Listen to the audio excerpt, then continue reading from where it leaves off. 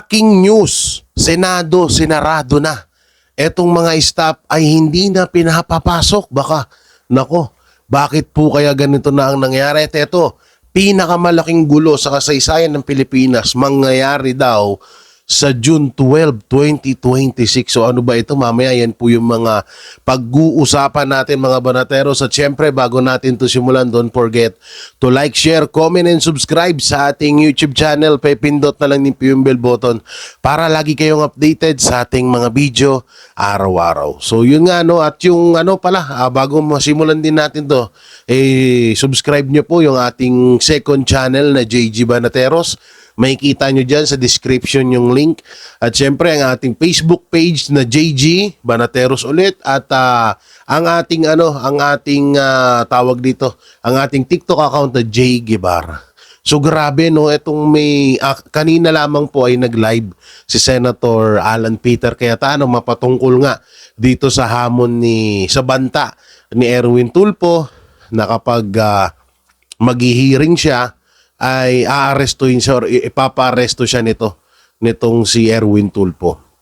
Ipapa-aresto niya si Senator Alan Peter Cayetano. Pasensya ka na, nabubulol ako magakas yung dila natin. At mapatungkol din dito sa kay Gatchalian na talagang todo piling niya na siya ang Senate President na kahit labag sa konstitusyon ang kanyang ginawa.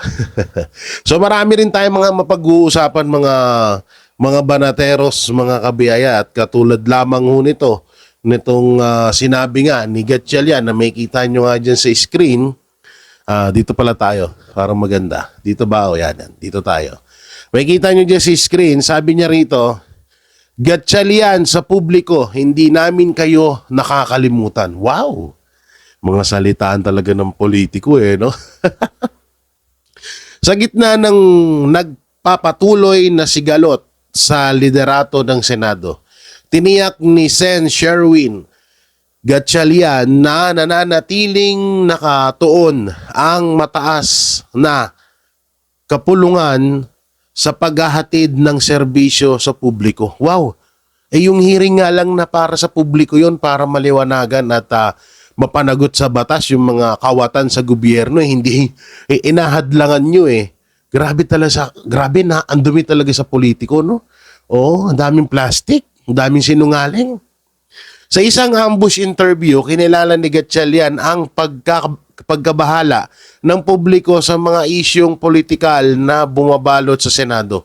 Ngunit iginiit niyang hindi napapabayaan ng kanilang tungkulin. Wow, galing naman. Alam na alam mo yon, ba't kami hindi namin alam? Hindi namin kayo nakakalimutan. Mensahe ng senador sa taong bayan. Obo. Aniya, nagpapatuloy ang trabaho ng Senado sa kabila ng tensyon dulot ng kontrobersyal na reorganisasyon noong Hunyo 13.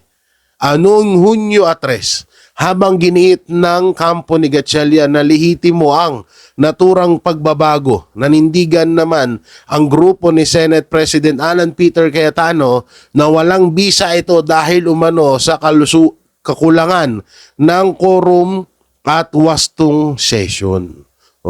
Grabe, no? Alam mo, dahil dyan sinabi mo, Senator Sherwin Gatchalian, alam nyo, pati kahit ikaw hindi ka namin nakakalimutan at hindi namin kayo makakalimutan dahil kauna-unahan sa kasaysayan ng Pilipinas etong ginawa nyo. Biruin nyo, kayo lang yung mga senador natutol na panagutin yung mga kawatan sa publiko, sa politiko, di ba? Panagutin yung mga kawatan dyan sa gobyerno. Siguro dahil isa din kayo or baka dahil yung grupo nyo ay kabilang din talaga sa mga nabahagian ng trilyong peso ng mali-maletang pera na ninakaw ng Administrasyong Marcos at ni Romualdez. 'Di ba? Hindi kaya ganon? Kaya iwas na iwas talaga kayo? Ay hindi rin namin makakalimutan yan. Habang buhay, dadalhin namin hanggang hukay, hanggang sa kanak-anakan na namin, kaapu-apuhan, tatatak sa buong kasaysayan ng Pilipinas etong ginawa nyo. Kaya hindi rin namin kayo makakalimutan, ha? Oo. Samantalang dito, ito, may balita pa po tayong pag-uusapan. AFP nanawagan sa publiko na tigilan ng tawaging 18 ex-Marines ang mga witness sa flood control. Wow, may epal ha. Sino tong epal na to? Hiniling ng AFP sa publiko na itigil na ang paggamit ng terminong 18 ex-Marines sa grupong mga witness na inilantad ni Attorney Levy Baligod kaugnay ng issue sa flood control project. Ipinaliwanag ng AFP Public Affairs Office Chief Col Series Trinidad na hindi lahat ng kabilang sa grupo ay dating miyembro ng Philippine Marine Corps. Binigyan din niya na wala sa aktibong serbisyong militar ang mga ito nang mangyari ang mga aligasyon at umano'y pagdadala ng mga mali-maletang pera. Ayon sa AFP, sinagawa umano ang isinagawa umano ng mga individual ang mga naturang kilos bilang pribadong mamamayan at hindi bilang kinatawan ng Armed Force o ng Philippine Marine Corps. Dahil dito, sinabi ni Trinidad na maaring magdulot ng maling impresyon ng institusyon na pagkakasangkot ang pagtawag sa kanila bilang Marines. So, ibig sabihin, kapag halimbawa general ka, or halimbawa, ayan, katulad yan, ibig sabihin si Trinidad, pagtapos ng serbisyo niya bilang AFP, hindi na rin siya maituturing na kabilang or naging AFP. Ano? Kailangan pa ba namin gumamit ng former? Kaya nga may ex-marine eh. Ngaintindihan nyo ba yung ex-marine? Tsaka, bakit kayo nasasaktan? Anong big deal dun? Natawagin silang ex-marine. O sige, sabihin na natin yung ilan talaga sa kanila ay hindi ex-marine. So, anong big deal sa inyo nun? O sadyang nakikisaw-saw kayo? O sadyang baka totoo ang balita. Baka totoo ang balita na isa din ang inyong General Browner na nakatanggap ng mali-maletang pira. Hindi kaya ganon? Aba ako ha? Oo, syempre, natin yan, no? Pag-uusapan natin yan, ha? Oo, at malalaman. Wala naman hong baho ang hindi nabubunyag. Tingnan nyo, di ba? Sobrang bangong-bango sila Erwin Tulfo, Rapi Tulfo, di ba? O, sino pang mga congressman? Yan sila Chua, sila my sister Ortegi, yeah. Sister Ortegi, yan sila si Redon, 'di ba? Todo banat kay BP Sara, nakawatan daw gito ganyan, pero sila pala talaga 'yon. 'Di ba? Maraming mga ganyan eh. Oh, bait-baitan sa camera, linis-linisan, pero sila pala talaga yung tunay na demonyo. Oh. O tignan nyo, nabunyag. Oh, 'di ba? Nabunyag ang totoong maskara, natanggal ang mga maskara ng Tulfo Brothers, 'di ba? Dati hangang-hanga tayo sa kanila, ngayon kinakamuhian na natin sila. Asan na yung salitang kakampi, no? Kakampi ng mga mabababang or ordinaryong Pilipino ang mga Tulfo, asan na? Nga na tayo ngayon. Pag may kabit ka, yan siguro tutulungan ka. Or baka kapag away ang mag-asawa, yan, tutulong si Rapi Tulfo dyan. Pero pag usapang politiko, nagnakaw si Romualdez or si Marcos Jr., no comment si Rapi Tulfo at Erwin Tulfo dyan. Oo, ganyan talaga buhay-buhay. Samantalang, eto, babasahin din natin. Eto, malupit to. Eto, malupit. Gatchalian ay dineklaran ang sarili bilang presiding officer sa impeachment trial ni Vice President Sara Duterte. Walang utang na loob. Sa gitna ng pagpatuloy na sigalot sa liderato ng Senado, diretsang dinireklara ni Senador Sherwin Gatchalian na siyang magsisilbing presiding officer sa nakatakdang impeachment trial ni Vice President Sara Duterte. Ang pahayag ay kasunod ng patuloy na pagtatalo kung sino ang lehitimong namumuno sa Senado matapos ang kontrobersyal na reorganization ng liderato noong Hunyo 3. Ako ang presiding officer sa impeachment trial kasi by operation of law, it's the Senate President is in this case the acting Senate President. Ika ni Gatchalian. Sa kanyang pahayag, malinaw na ipinakita ni Gatchalian na kinikilala niya ang sarili bilang may autoridad na mamuno sa impeachment court batay sa kanyang umano'y kasalukuyang katayuan. Biglang acting Senate President at Senate President pro tempore. Gayunman, hindi ito kinikilala ng kampo ni Senate President Alan Peter Cayetano na patuloy na nagsasabing illegal ang leadership change noong Hunyo 3 at siya pa rin ang lehitimong leader ng mataas na kapulungan. Yun pa, lumabas na rin yung kulay ni ni Sherwin Gatchalian. Alam nyo, maganda rin din talaga itong nangyari. Kasi dito, nalinis natin Sa totoo lang, nalinis natin ang mga korap sa gobyerno. Nalinis natin. Bakit? Nakilala natin ng isa-isa. Nakilala natin kung sino talaga sila. Nakilala natin yung Tulfo Brothers. Yung 11 idiot senator. Diba? Yung 11 idiot 12. 11 idiot senator. Yan sila. Ontiveros, Kiko, Bam, Tulfo Brothers, mag-boyfriend na si Soto at Lacson, di ba? So nakilala natin na natanggalan sila ng mga maskara. Kahit ako, di ba? Supporters ako ni Soto, pinagtanggol ko pa yan nung panahon ng TBJN Halusos Brothers issue. Pero gawa ng tapos na yun, kaya nandito na tayo sa politics at showbiz issue naman yun. So ngayon, Tulfo Brothers, isa rin sa kinakahanga. Sobrang hanga ako dyan na, alam mo yung tipong hindi madadala ng pera. Pero bandang wala, tingnan nyo, bumaliktad din. Nakilala din natin ng tunay nilang pagkatao. Diba? So, talagang ang daming ngayon, si Gatchalian. Diba? No?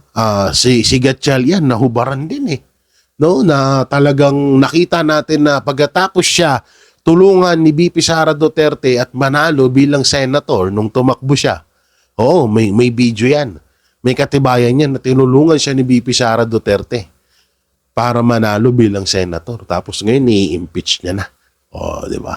Ganyan ka-plastic, ganyan kababoy ang mundo ng politics world. Sobrang baboy. Pero ang maganda nga dito, alam na natin. Ngayon, na alam na natin, baka naman magpabudol pa kayo, ha? Ikaw na nanonood sa akin, makinig kang hinayupa ka. Baka pag nakita nyong halimbawa, nagkaroon ng baliktaran na 2027 or kalagitnaan ng 2026, magkaroon na ng baliktaran.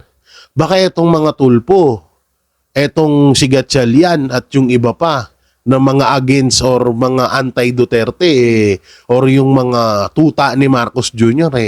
Pag nakita nyong pinupuri na ang mga Duterte, iboto nyo na naman sila. Magising-gising kayo sa katotohanan, ha? Madala-dala sana kayo. Madala-dala kayo ba? Baka baka madala na naman kayo sa mabulaklaking salita nila. Ha? Eto ba, dito naman tayo, syempre. Eto ang kasagutan ni Senator Alan Peter Cayetano dyan. Sabi dito, mag-meeting tayo. Inimbitahan ni Sen Alan Peter Cayetano si Sen Win Gatchalian na makipagpulong para pag-usapan ang solusyonan kung sino talaga ang Senate President. Humanap tayo ng solusyon kung sino ang tunay na Senate President. Kasi yung 3 libro na hawak ko, Senate Rules, Constitution, Bible, ay nagsasabing yung legitimate Senate President yung nahalal noong 13, sabi ni Cayetano. Sa kanyang Facebook Live ngayong Sabado, June 6. Nagsisilbi ngayon si Gatchalian bilang acting Senate President at Senate President pro tempore. Nanindigan naman si Cayetano at Loren Legarda na nananatili sila sa leader ng Senado.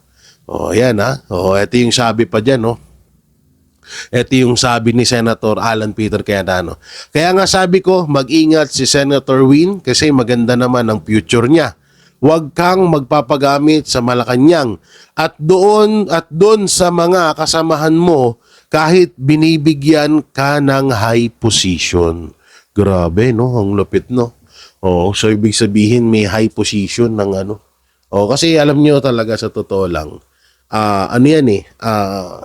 Parang si Soto dati, 'di ba? Dati pinagtatanggol ko si Soto, sabi ko kay Soto ganito. Syempre okay pa naman si Soto noon, hindi pa katulad ngayon Sabi ko, ginaganyan mo dating Senate President 'yan. 'Di ba? Hindi naman magiging Senate President niya kung tanga-tanga 'yan. So, alam mo yung ganun na parang maipagmamalaki, syempre politiko. Isa yan sa mga isa yan sa mga tawag dito. Magagamit kasi nila yan kapag tatakbo sila ulit, gano'n. Depende na lang kung totoo talaga na nagpapakontrol si Win Gatchalian sa Malacanang. Ayon sa sinabi ni Senator Alan Peter Cayetano. At eto pa, eto ang malupit. Siyempre yung idol ng mga tanga dyan. Eto, Sen Tulfo nawalan na umano ng respeto kay Senate President Cayetano. Grabe. Inamin ni Senator Rapi Tulfo na nasira na umano ang kanyang respeto kay Senate President Alan Peter Cayetano dahil sa mga ginawa nitong aksyon sa Senado. Sa isang panayam, tinawag ni Tulfo na duwag si Cayetano dahil dinadaan lamang nito sa social media ang mga pambabatikos nito laban sa mga miyembro ng Gatchalian Bloc. Yan po Ang sabi ni Rapi Tulfo, I stand by it. Duwag pa rin siya kasi the reason why I said that dahil palagi na lang siya sa Facebook, sabi ko kung meron kang issue against us or against anybody sa mga kasama mo sa Senate, then do it on the floor. The plenary, para meron kaming chance na sagutin siya. Doon kami magbakbakan. Diyan siya takot, ani ni Tulfo. Pero eto tanong lang namin, Senator Rapi Tulfo. Kung wala ka ng respeto kay Alan Peter Cayetano, kay BBM, malaki ba respeto mo? Kay Martin Romualdez, malaki pa rin ba respeto mo? Hindi ba nabawasan yung respeto mo kala Romualdez, kala BBM? Kasi kung sasagutin mo na oo, mataas ang respeto mo kay BBM at Martin Romualdez na ugat ng nakawan na nangyayari sa Pilipinas ngayon, ay alam na this. Alam na this. Alam na this. So, talagang wala na ho tayong magagawa dyan. Senator Rapi Tulfo. Pero in fairness dahil dito sa mga nangyari to, nahubaran kayo ng maskara. Naliwanagan kami. Naliwanagan kami sa mga pangyayari. Dahil dito ay matatawag naming talagang blessing din na nakilala namin yung mga hudas, demonyo, kawatan sa gobyerno na hindi na namin pagkakatiwalaan kahit kailan. Diba? So ito mga banateros, ipapanood ko po sa inyo yung isang video ng staff ng Senado. Isang empleyado ng Senado na ayaw papasukin sa loob ng Senado. So ito po, panoorin nyo po. Live po tayo ngayon, Ayaw po kami papasukin ng mga gwardiya ng Senado. Empleyado po ako, ito po yung mga gwardiya, ayaw akong papasukin. Yan po, malino po, ito po sila. Ayaw po magpapasok tong mga ito, empleyado ako ng Senado. Ito po ang ID ko, office po ni Senator Robin Padilla. May pasok po ngayon, Webes. Kahit sino pang nag-uutos, naka-live po tayo, ayaw po nila akong papasukin. Trabahador po ako ng Senado, ayaw akong papasukin ng mga tao na to. Yan o. Paki-alert po ang leadership ng Senado na nire-restrict po nila akong pumasok sa aking trabaho. Yan po, live po tayo. Ilobac Security Agency Incorporated po. Tsaka mga pulis. Dito po. Sir, morning. May utos po kasi na wala po. Sino po nagutos sa inyo, sir? Sino po nagutos? May meeting si ma'am. Sino po nagutos sa inyo? Attorney, yun po kasi ang... Hindi, sino nagutos sa inyo? Sabihin nyo, sino nagutos sa inyo? Live kayo. Sino nagutos sa inyo? Hindi, sino nagutos? Ang mga empleyado. Kaya nga, empleyado rin po ako. Ito, empleyado ako. Kahit daw po empleyado ma'am, yun lang po utos sa amin. Huwebis ngayon, may pasok ngayon na nire-restrict nyo kami, mga empleyado kami, oh. Siya na po kayo, tawag na lang po kayo. Yan po, live po tayo. Tatrabaho lang po kami. Sir, Sumusunod kayo sa mali, may trabaho kami.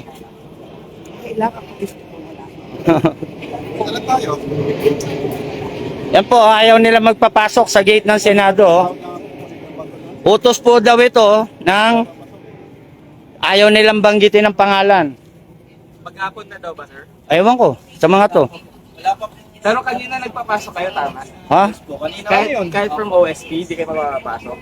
Yun po kasi boss, lumabas lang kami. Oo, oo. Ayaw ni po nagpapasok. Pwede po lumabas pero di po makakapasok. Bakit? Empleyado po na rito. Kaya nga, sir, ha? Empleyado tayo, ayaw nila magpapasok. Ayaw nilang banggitin. Banggitin mo, pare. Banggitin mo. Sino nag-uutos sa inyo? Sino nag-uutos sa inyo? Patayin nyo kami papasok. Patayin nyo kayong papasok, empleyado kami. Sinusweldohan kami ng gobyerno, sir. Ha? Confirm lang. Sabihin nyo, ha? Bawal na pumasok, di ba? Oo, oo. Binagbabawalan po kami pumasok. Okay lang. Ha? Hindi okay yun. Ha?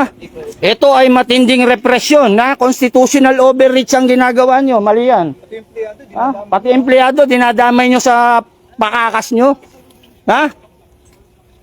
Ang dami na empleyado nag-aantay dito, ayaw nyong papasukin. Ito, mga Ilobac Security Agency. Mas marunong pa sa mga empleyado ng Senado. Saka itong mga pulis na nataga PSPO. Nire-restrict po nila kami. Heavily armed sila rito.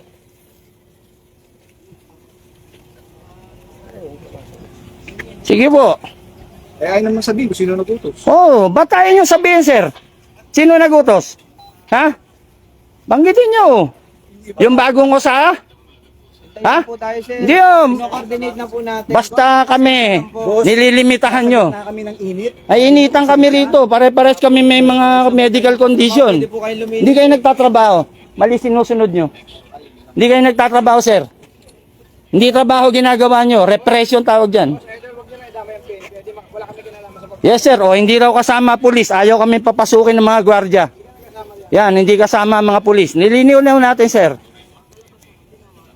Boss. Hindi pwede po sa Ayaw tayong papasukin nitong Ilobac Security. Yun po ang trabaho ko rito, sir. Susan lang ako. Hindi lahat ng utos. Hindi, mali yan, Brad. Sir, dapat tanin niyo muna kung ano yung tama. Oo.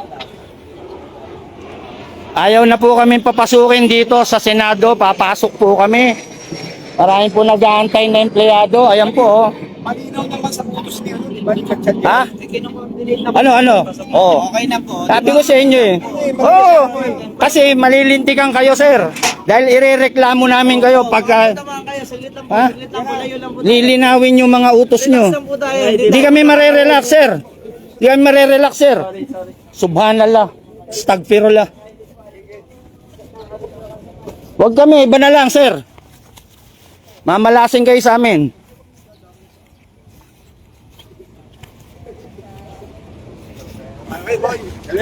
Oh, iba na lang, sir. Huwag tayo. Naghahanap buhay tayo eh. Pati yun, Ha? atawag nila namin yun. Oo, dalawang abogado yun. Pasok na po kami. Alhamdulillah. O, papatayin ko muna po yung live ko. Grabe, ang tindi nun, no? Biruin mo, empleyado na ng Senado yan, pero ayaw nilang papasukin. So, ibig sabihin, totoo talaga na ipapadlock, ila-lockdown, or ipapadlock itong Senado para, at siguro bubuksan lang to pag impeachment trial na. Pero kapag, or kapag sila gatsyal yan lang yung papasok sa Senado. Siguro ganun ang ano rito, ganun ang magiging sistema nito. Nako. Ang lupit nyo naman, no? Grabe, sobrang lupit kasi biruin nyo Senado yan. Pero yung mga empleyado, ang kawawa pa dito, empleyado yung yung alam naman yung iba dyan, mga trabador, dyan lang umaasa sa trabahong yan. 'Di ba? So naapektuhan yung pamilya nila, ang hanap buhay nila. Alam nyo, nangyari na to dati sa mga empleyado ng Office of the Vice President. 'Di ba? Nung hindi sila pinapakinggan, binabaliwala sila ni BP Sara dahil wala namang katuturan yung pinagsasabi ng mga anti-Duterte. Ang ginipit nila yung mga empleyado. 'Di ba? Yung mga empleyado ang ginigipit nila sa Office of the Vice President. Ngayon ginagawa naman sa Senado. Yung mga empleyado naman, yung mga OSAA, security guard, at kung iba-iba pa, janitor, ano-ano pa ng mga empleyado ng Senado, yun yung ginigipit nila para magalit kay sa kampo ni Senator Alan Peter Cayetano. Yan ang talagang nila diyan, plano nila diyan. Tapos isisisi nga nila yan kay Alan Peter Cayetano, 'di ba? Ang dumi ng laro nila, no? Pero naniniwala ako na may mangyayari. At ayan nga yung sa June 12 na may malaking mangyayari. May the big one sa June 12. Ano kaya yan? No? Pero bago ang lahat na yan, panoorin po muna natin itong napakaganda eksplanasyon mapatungkol sa awayan dyan sa Senado. So ito po, panoorin natin. Samantala ito ay makakasama natin si Attorney Tranquil Salvador, Dean po ng School of Law and Jurisprudence ng Manila Adventist College. Attorney, magandang gabi po. Pasensya na, 10 oras ng gabi. Admar at MJ po inyong makakasama dito sa SMNI. Hello, sir. Po. Medyo po pukas-pukas na tayo. Opo, bago lang po mag-weekend, may magandang matalakay po natin po ito. Ano po sa tingin ninyo itong naging reorganisasyon dyan po sa Senado? At yung panig po ni Senator Win Gatchalian ay ginamit po nila yung isang jurisprudence na naganap 1940s pa, based on 1935 Constitution. Attorney? Okay, siguro para makadagdag tayo ng kaunting kaliwanagan sa public discussion, pag-usapan natin na ano ba, bago natin pag-usapan yung kaso na yon, ano ba yung issue? Ano yung mga issues na kailangang harapin? Una, pwede bang palitan ang Senate President? At kung pwede, ilan ang botong nire-require ng saligang batas? Okay? Pangalawa, pwede bang mag-conduct ng business ang Senado sa anong quorum ang kinakailangan? Okay, yun ang pag-usapan natin. Kasi ang magiging problema natin dito, pag pinaglahok-lahok natin ito, medyo maghahalo. Okay. So unahin muna natin, bago natin pag-usapan niya ang Cuenco. Ibibigay ko rin sa inyo yung facts na yan, Avellino versus Cuenco later on. That is a 1949 case. Ang nakalagay sa saligang batas ng 1987 ay kailangan ay majority ng all. Saan nyo ito makikita? Makikita nyo yan, ayan, ipina-flash ngayon sa Article 6, Section 16. Okay? Kaya lamang, no, ang sinisimulan nyo yung second paragraph. Kailangan dyan tingnan is yung unang paragraph. Kaya po tayo nagkakaroon ng hindi pagkakaintindihan yung iba. Kasi yung una natin nun, pwede bang matanggal ang Senate President at kung oo, ano ang botong nire-require? Okay? Ang nakalagay sa saligang batas, ulitin ko po, Article 6, Section 16, first paragraph, mapabasa po niyo yun, nakalagay doon ay all. Ano pong ibig sabihin noon? 24, ano po ang majority ng 24 ay 13. Kaya makita nyo, ipinipilit nila. Hindi ako magsasalta ng personality kasi pag naglalagay ng personality, umaanghang ang discussion ng mga tao. Pag yan pinag-uusapan sa klase, kailangan mo ay 13 lamang. 13 ang kailangan mo para mapalitan mo. Yan ang nakalagay sa saligang batas ng 1987 Constitution. Ano ang nakalagay sa 1935 Constitution? Liliwanagin ko yung exact wording ng 1935 Constitution ay hindi sinay sa kaso ng Avellino versus Cuenco sa main decision dahil may mga dissenting opinion yun. Bakit ko po sinabi ito? Pwede niyo pong buksan. Searchable ito. 1935 Constitution, this time Article 6, Section 10. Wala pong nakalagay doon na all. Basahin niyo po yon. Wala pong nakalagay doon sa provision na iyon ng Konstitusyon ng 1935. In fact, kung may time ko, pwede natin Opo, i-flash. pwede natin, basahin ko na lang po, direkta. Sa 1935 po, yung nabanggit niyo po na Article 6, Section 10, the Senate shall elect its President and the House of Representatives its Speaker, period. Oo. Okay? Dito sa 1987 naman, sa Article 6, Section 16, sa number 1, the Senate shall elect its President and the House of Representatives its Speaker by a majority vote of all its respective members, Nakita nyo? period. Nakita nyo? Magkaiba eh. Magkaiba. Kaya hindi na rin nga ako magbabanggit ng tao na sitting senator na mga interview na dun sa ibang panig. Sila mismo nagsasabi, wala pa, yung presidente, Senate President, di pa napapalitan. In fact, sinabi nila, yung president, ang pinilagay na president pro tempore, balikan nyo yung balikan ng mga taong balita. Kaya pinasumpa si Senator Win na Senator President pro tempore, but later acting president. Di ba?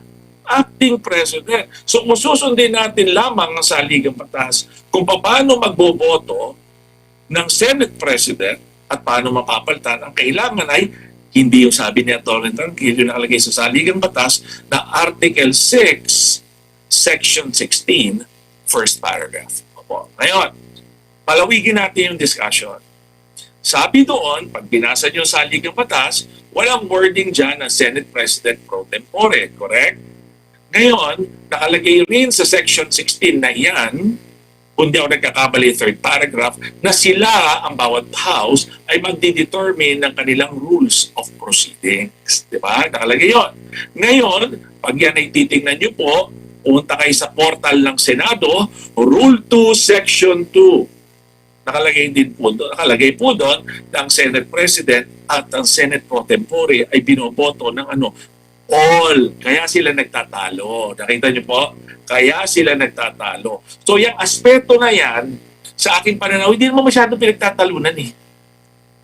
Kaya yung gumugulo ho yan dahil sa quorum. Yan, pag-uusapan natin. So, liliwanagin ko po, yung aspetong yun na hindi pinagtatalunan masyado. Yung iba, pinipilit na lang gano'n. Pero mismo nga, balikan na lang nila yung video. Yung pagsumpa doon, Senate President pro tempore. Ginawa doon. At ginawa in the meantime, acting Senate President. Di ba? Kaya nga ang sinasabi doon, nung nakaupong Senate President, ako pa rin ang Senate President. Okay? O yan muna ang issue na yan. Punta tayo doon sa pangalawa. Sa quorum. Doon tayo pumunta sa sinasabing how they can they conduct business. Okay? How can they conduct business? Paano sila makapaggawa ng batas? Paano magagawa yun? Dapat nilang gawin bilang mambabatas sa upper dyan sa Senado. Tingnan po ninyo yung i-flash mo kanina dyan, Anmar, yung second paragraph ng Article 6. Nakalagay doon. Ang nakalagay lamang doon ay mayorya. Walang nagbago sa 1935 Constitution, dyan sa 1987 Constitution. Anong ibig sabihin yan? Yung for purposes of conducting their business, ang quorum ay sapat. So, kunyari, meron po silang meron silang mga naabot yung necessary quorum, ang kailangan lang is yung majority nun. Kung ilan man yung quorum, majority nun. Pwede na. Hindi ho yun. Kaya hindi nagkakaintindihan po kasi naglahok yung dalawang aspeto eh. Kaya yung punta tayo dun sa Abilino versus Cuenco. Okay, punta po tayo doon. Katama ang sinabi nyo, nakalagay yan sa dinesisyonan niya ng hukuman under the 1935 Constitution at ang desisyon ay 1949. Kung kayo po ay may pagkakataon na basahin ito at kayo hinihimok kung basahin ito, pagsasabihin mo sa akin, ako po ay hindi law student, ako po hindi abogado, may knilang po ang desisyon. Sa palagay ko po ba susundan ninyo? Masusundan niyo. Bibigyan ko po yung facts kung paano nagkaroon. Ha? Ganito po nangyari yon. Si Abilino po ang Senate President. Matapos po noon, gusto mag-privilege speech. Ito po facts niya na. Gusto mag-privilege speech ni Senator Tanyada na suportado ni Senator Sanidad. Ukol saan ito?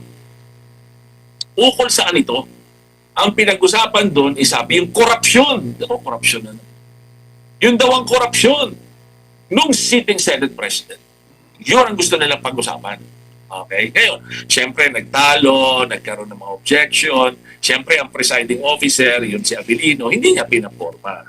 Hindi niya masyadong pinasalita yung grupo ni Tanyada at ni Sanidad. Subalit, alam niyo naman, yung pagpigil ay nasang umabot rin ng kaunti, matapos ng parang mga 2 oras, ay nag-walk out. Okay? Dapat i-adjourn na nila eh. I-adjourn na nila, nila Senate President Abilino noon, yung petitioner. I-adjourn na lang, titinginan na nila. Tapos, para tapos na. Hindi na pwedeng, hindi na mag-privilege speech, hindi na rin pwede sabihin yung mga charges laban sa kanya, yung mga reklamo ng corruption laban sa kanya. So, anong nangyari ho doon? Nung ginawa niyon, nakapasok. Ang pumasok ko, yung Senate President pro tempore, si Arans, si Senator Arans. Ngayon, sabi niya, nagbutuan sila, yun, no? Kasi sila yung naiwan eh. May nag-walk out na 10. Okay? May nag-walk out na 10. Yung grupo, yung grupo ni Abilino. Nag-walk out sila, labas na kami.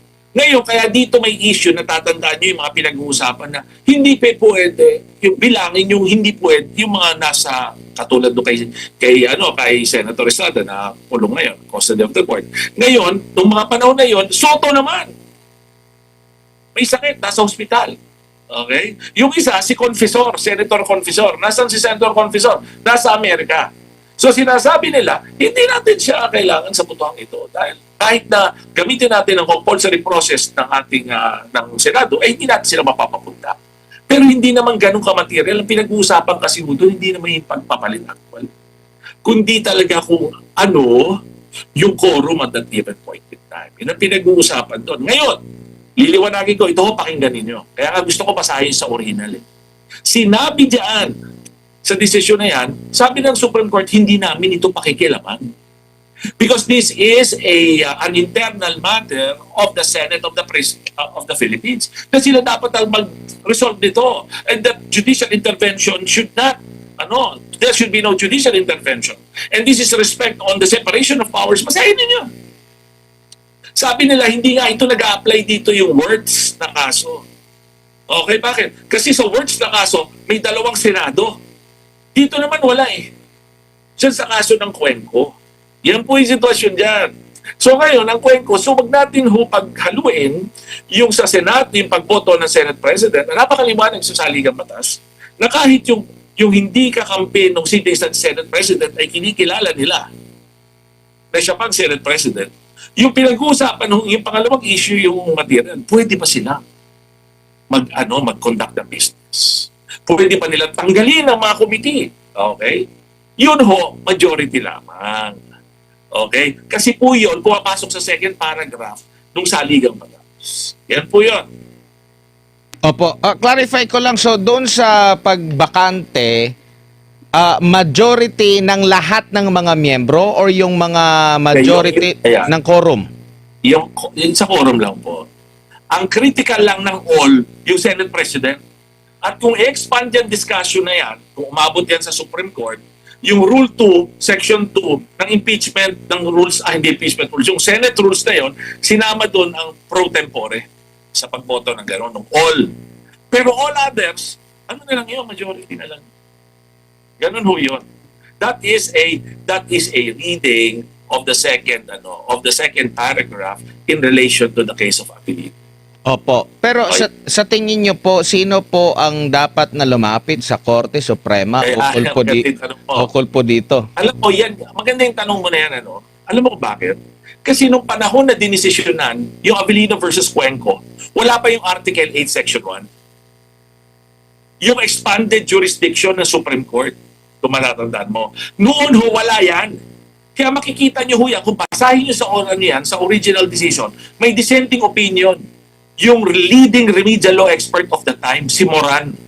Sabi niya, pwede. Yun ang sabi niya, pwedeng papasukan ng Supreme Court. Pero yung majority ng Supreme Court, hindi. Yung mga decision, hindi lang. Kaya may dissenting opinion yan kung titignan nyo.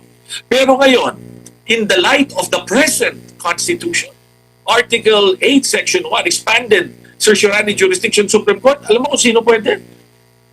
Kahit sinong panig dyan sa Senado. In the exercise of the legislative prerogative. Sino pa? Kahit sino sa kanila. Pwede panig ni Senator Cayetano, ngayon lang magsasalita ng tao para walang personality, o yung panig ni Senator Will. Bahala sila kung sino pwede. Ngayon, ang tanong mo, maaaring sino? Paano kung public person? Okay? Paano kung individual na concern? Katulad mo, katulad ko, kung sino pa nag-file ng petition. Okay? Ito, paliliwanag ko sa inyo.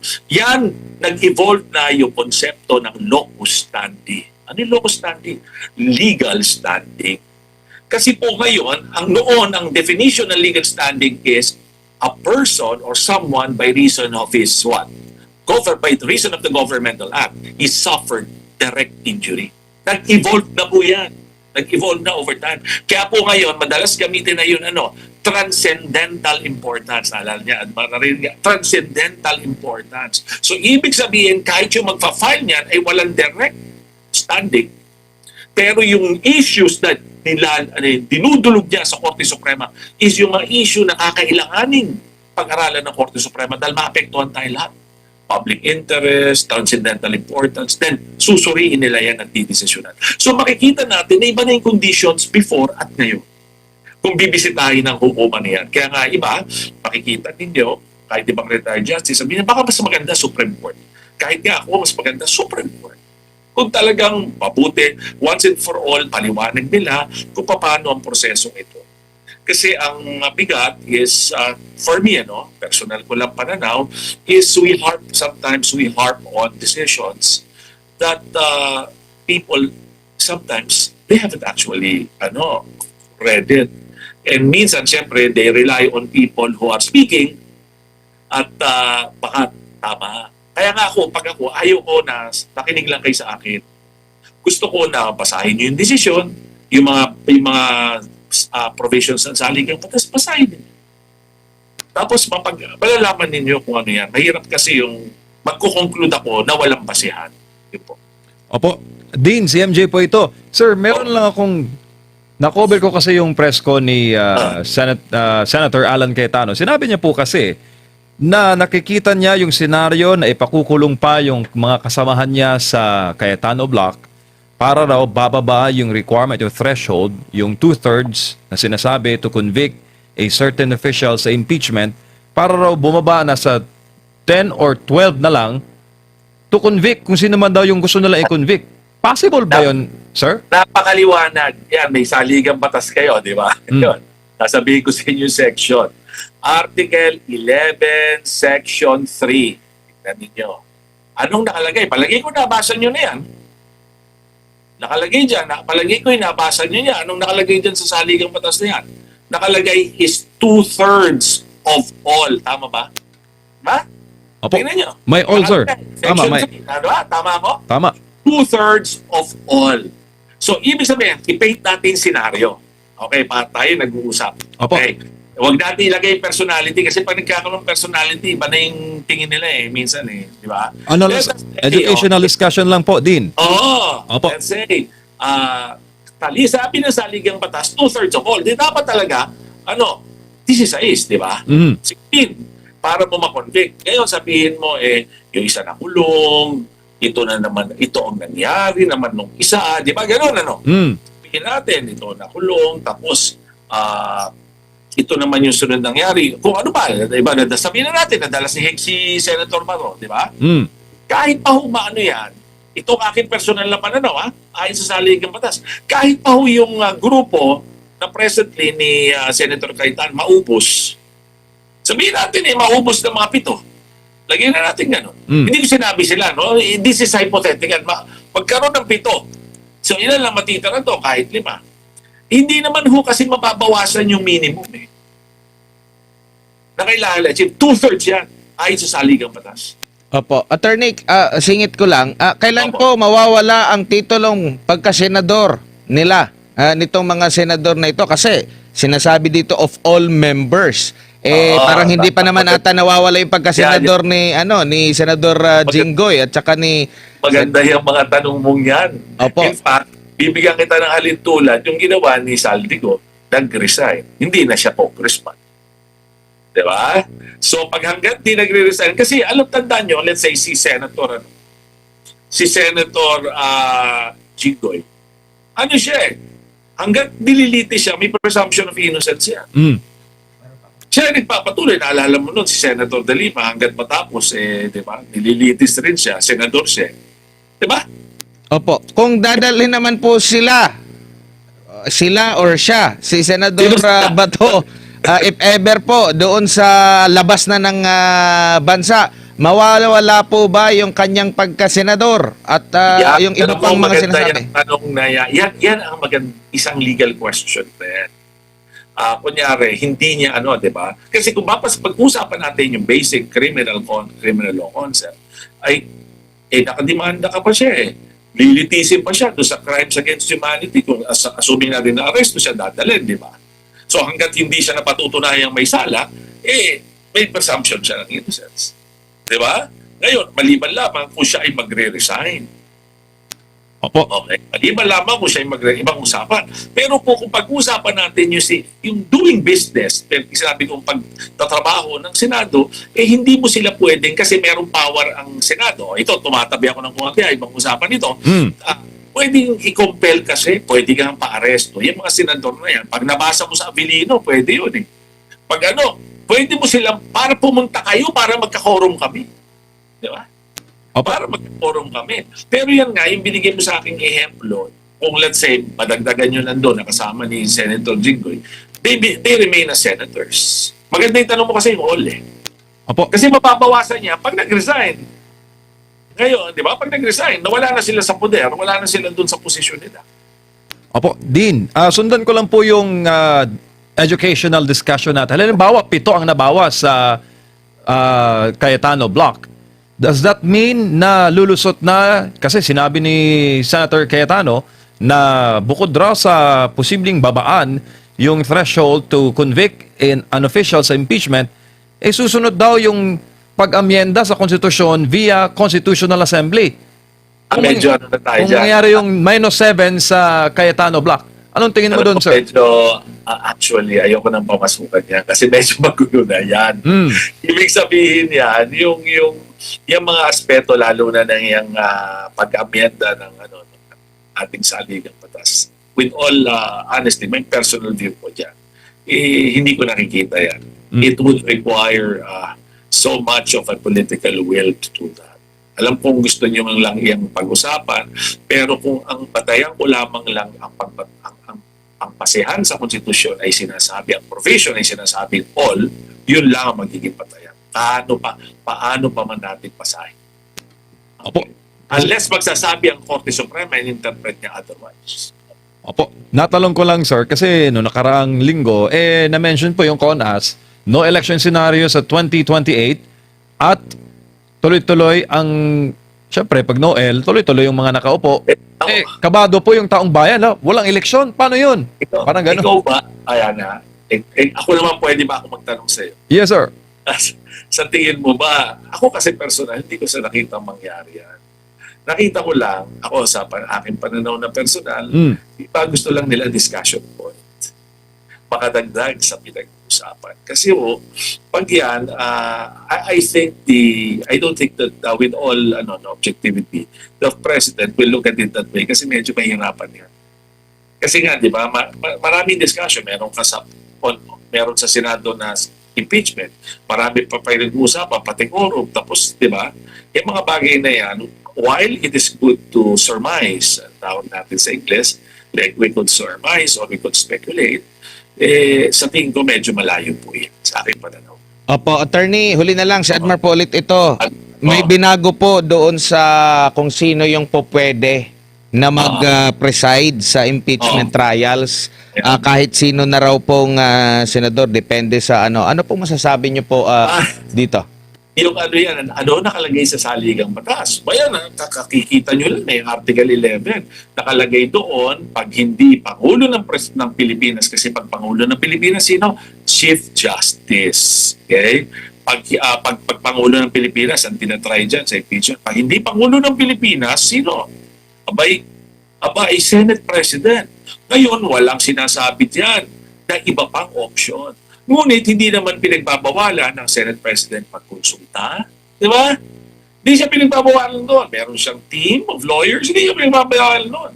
In fact, early on, parang naalala ko, meron silang iniisip na impeachment manager. Hindi rin naman ano yun. Hindi naman mas basta ang kailangan, ang nagpe-preside, nakalagay sa saligang batas, Senate President.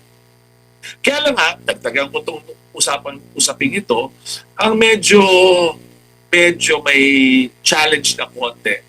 Kasi kunyari, presiding officer mo, hindi masyadong bihasa dun sa, hindi masyado yung kasanayan sa batas. Malamang yan, maraming voting na on the ground. Magbobotohan sila, lalo na pag may objection. Lalo pa, may bawat isa, may 2 minutes to discuss. Unlike yung nandoon na medyo bihasa, where I say, may kasanayan, may kaalaman, madali niyang sige, resolve ko na to, itong objection na to. Kung hindi naman complicated, sige, conclusion, I will not allow that. O this is not authenticated document, I will not allow that. Can you imagine if every, it will be subject to a vote, di ba? Every objection will be subject. Medyo matatagalan. In short, dapat abogado, attorney. Hindi ko sinabi yan. Hindi requirement na sa aligang batas yan. Okay? Pero, maganda yung, kasi iba naman dyan, kahit hindi abogado, matagal na rin ang kasanayan nila eh. Kaya lang talagang, alam mo, may ibang, kumbaga sa merong ibang acquired taste pa, parang gano'n. Yung mga nag-aaral ng batas na yung objection, yung mga authenticity. Pero kung siguro, they still have sufficient time bago magsimula, they could have consultants. Alam ko may iba dyan, may mga consultant na eh. Pero hindi basta-basta po yun na attorney kasi buong Pilipinas, buong mundo nakatutok, nakikita kung paano ka mag-preside, pati yung mga mahistrado sa bansa natin, mga judge, Mga dean. mga dean. Lalo. Oo, kung hindi ka bihasa, baka kakainin ka ng buhay ng mga batikanding mga abogado ng depensa at ng prosecution, attorney. Paano yan? Challenge. I think your observation is a reasonable observation. Apo. Kasi it's a big challenge. Kaya nung nakaraan, di ba, makita mo, nung huling nakabuo ng impeachment yung proseso, ang sitting Senate President, Juan Ponce Enrile, di ba? Attorney, maraming salamat po. Good night po. Pasensya po sa abala. Happy weekend. Dami namin natutuhan, sir. Salamat sa inyong dalawa, ha? So yun, isa na ata to sa pinakamagandang explanation kahit alam mo yun, sabi niya nga dito sa video, hindi daw siya lawyer pero ang galing ng explanation niya at lubos talagang mas lalo tayong maraming natutunan. So kayo mga banateros, ano po ba ang masasabi nyo sa mga napanood nyong video? At pabor po ba kayo dito sa bali-balitang may mangyayaring the big one sa June 12? Ano kaya itong the big one? Mapapalitan na ba ang administrasyon? Or mananaig na ba ang mga hudas, mga demonyo sa administrasyon? Ano kayang mangyayari dito sa the big one na to sa June 12? I-comment nyo na lang dyan sa baba mga banateros. At syempre, pakidamay na rin tong aking YouTube channel. Pakishare nitong video na to para lubos nyo po, para marami pa pong makapanood ng ating mga video. At pasensya na kayo, hindi ko ma-heart yung ibang mga comments nyo dyan kasi sobrang dami din. At napakalaking bagay po nung pag-like, pag-share ng aming mga video ng buong Banateros Brothers dahil alam nyo naman po na kami ay, ako po dito lang din po ako kumikita sa aking YouTube channel. Wala akong tinatanggap na sahod sa labas katulad ng ibang mga loyalistang vlogger dyan, mga pink mga kakampwet, yung mga dilawang tae dyan, excuse me, sa mga kumakain. Hindi ho tayo katulad nila na marangya ang pamumuhay ngayon dahil maraming natatanggap na kwarta na galing din sa pondo ng taong bayan. Hindi tayo ngayon. Kaya yung pag-like nyo, pag-share at ayun, bali ako'y nag-iipon-ipon lamang. Update na rin po doon dito sa nangyaring sunog sa amin dito sa Taguig. tawag ho dito, bali nag-iipon-ipon lang din po ako ulit at tutulong ulit tayo. Yung ibang tulong ko po hindi ko na lang din po inaano hindi ko na po ibinablog kasi hindi naman lahat ng tulong dapat mong ipakita pa.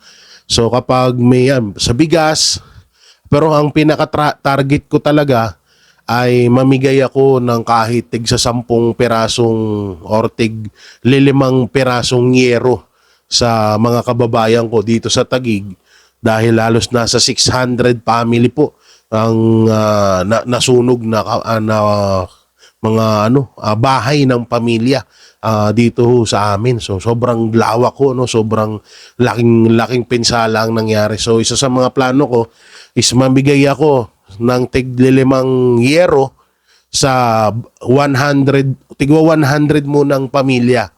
Mamimigay ako ng tigpa 5 na yero sa tigwa 100 sa 100 na pamilya. So ibig sabihin 5 sa isang pamilya may 5 yero at pipili muna ako or uunahin ko muna yung 100. Kasi nung nakaraan namigay tayo 100 na tigpa 5 kilo na bigas sa 100 na pamilya.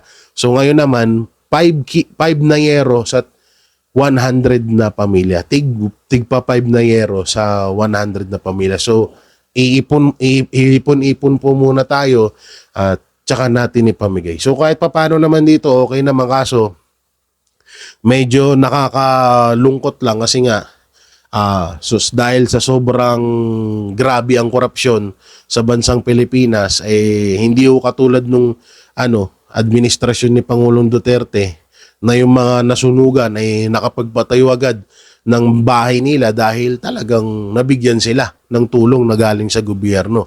Kaso dito mukhang alam naman ho natin na ito ay lugar ni Senator Alan Peter Cayetano at medyo ginigipit din sila. Siguro sa pondo or hindi natin alam yan. Pero sa panahon kasi ngayon, pag iba rin ng administrasyon, iba din po ang takbo ng pagtulong sa ating mga kababayan. So yung mga banateros, ano pong may kukomento nyo ho dito sa mga napag-usapan natin? Comment nyo lang po dyan sa baba. Siyempre, don't forget to like, share, comment, and subscribe sa ating YouTube channel. Paipindot na lang din po yung bell button para lagi kayong updated sa ating mga video araw-araw. Pakidagmay na rin po yung join button at super thanks dyan. At ayun, yung second channel natin. So ingat kayo palagi. God bless and peace and bye-bye. Yan ang Banatero, walang